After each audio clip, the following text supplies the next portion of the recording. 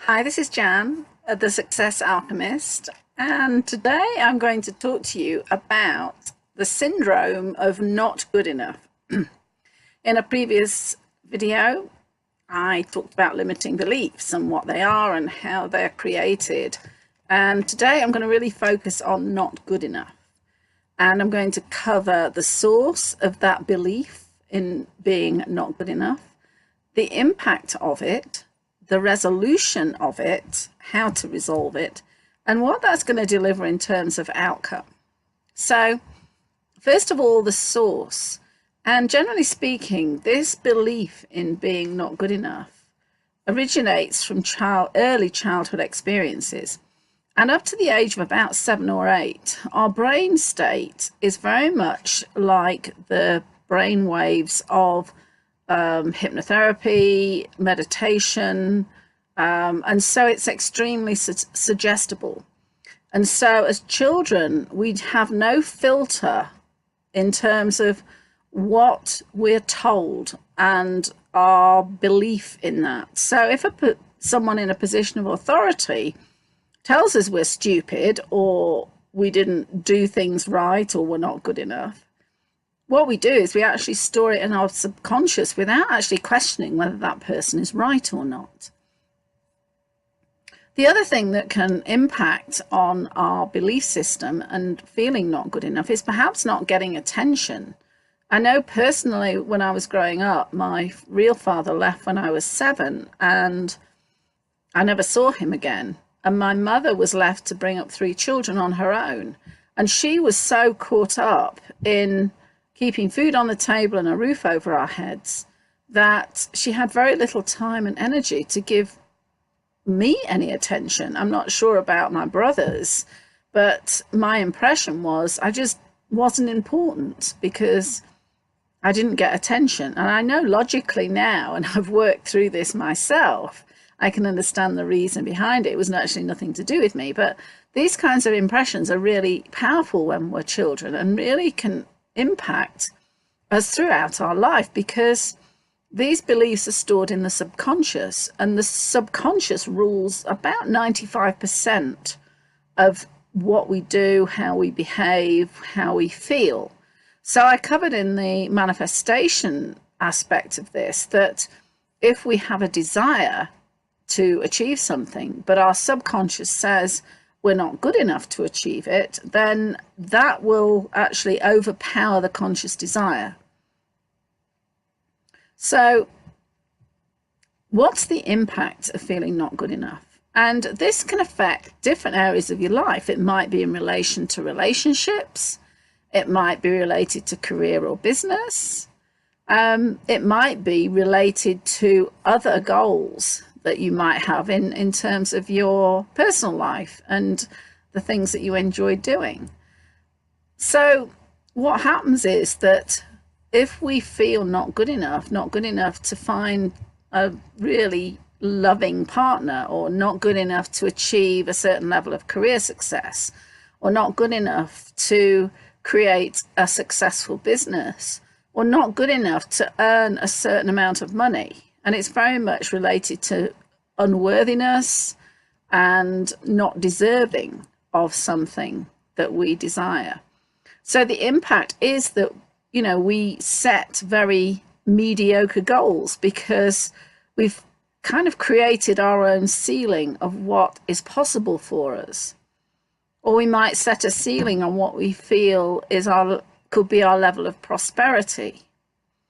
Or we get into relationships that are really not fulfilling or even healthy because we're just so grateful to have someone wanting us, whoever that person might be. And, that's the source or the underlying cause of many abusive relationships because, you respond to the advances of somebody and you're so desperate for a relationship that you enter into it, even if it is actually going to be quite a disastrous one. And in terms of practical things, we end up procrastinating or avoiding doing certain things. And ultimately, we really put a block between us and the success that we want to achieve. And it's really important then to recognize what these limiting beliefs are. What is it that you feel is not good enough? And what was the source of that belief in the first place? And in another video, I shared my experience of when I was belittled in front of the whole school as a very young child in primary school. I was only 5 at the time, and it impacted my whole life up until my 50s, when I actually recognized and started to deal with it.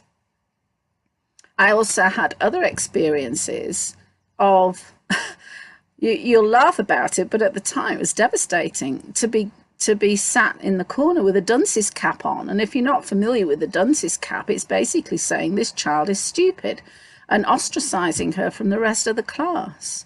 And these different experiences really compounded the belief in me that I was not good enough. So I'm sure you must have, if you're feeling issues around being not good enough for the sorts of things that you want to achieve, then I imagine you can think back to experiences that have created that and put you in that position of being really humiliated, embarrassed, belittled. And it's such a sad thing that we have to go through this. But one thing I would say is that I've come to realize that we're not victims of this. What's happening is that we are being informed of what our curriculum is, if you like, in this lifetime. What are the areas of growth that we're here to achieve? And what we have to do is experience things in the negative in childhood, so that we then learn to address these through our inner processing, through the experiences that we have, to shift that into the positive. And when we commit to do that, yes, we have to peel off the layers of the onion, but every time we address a level of this belief and strip off a layer of this feeling of not good enough, the power over you becomes less and less, and you progressively free yourself to achieve whatever major goals you actually want to achieve. And so the outcome of that is that you do step out of your comfort zone. You do set those big goals, and you do take the necessary action to achieve them and manifest them. And you believe in yourself, and you trust in the universe that it has you back. And so it opens up a whole different vista for you in your life and enables you to step into your power and really achieve the purpose that you're here to gift to the world. So if you would like to have an exercise that I offer to actually work through a limiting belief of yours, a cause of not good enough in a particular area, I have a link in the description where you can go and download this exercise and work through it. And this can work for any number of limiting beliefs. It's done on a singular basis. You start with one, you work through that, and then you can do it for whatever other limiting beliefs you carry. So if that would be of interest to you, just click the link below. And if you like this video, if you've enjoyed it, please like it, share it. And if you're not subscribed to my channel already, I'd love to have you subscribe as well, because I've got lots more in store to share with you. So thank you for watching today, and I'll see you in the next video.